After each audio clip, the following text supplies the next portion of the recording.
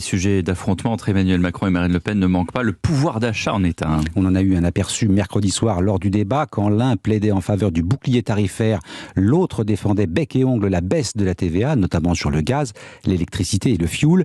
Qui a raison ? Qui a tort ? Maude Descamps, vous avez analysé leurs propositions. Quelle est la mesure la plus efficace ? Eh bien, premièrement, qu'il s'agisse du gel des prix de l'énergie ou de la baisse de la TVA, ces deux propositions ont la même limite. Elles profitent à tous les Français, y compris ceux qui, a priori, n'ont pas de problème de pouvoir d'achat. La baisse de la TVA présente une limite supplémentaire. Elle est contraire à une directive européenne. Elle ne peut pas s'appliquer au carburant.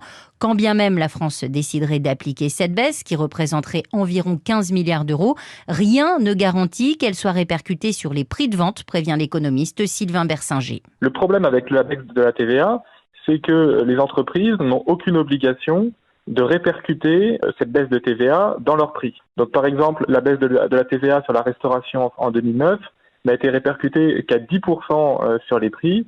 Le bouclier tarifaire, par définition, gèle les prix. Donc il y a bien un gain de pouvoir d'achat direct pour les Français puisque les prix, arrêtent d'augmenter. Si le bouclier tarifaire permet en effet une baisse directement répercutée sur les prix, les experts estiment néanmoins que rien ne permet d'affirmer qu'il est 2 fois plus efficace qu'une baisse de la fiscalité. Maude Descamps du service économie d'Europe 1.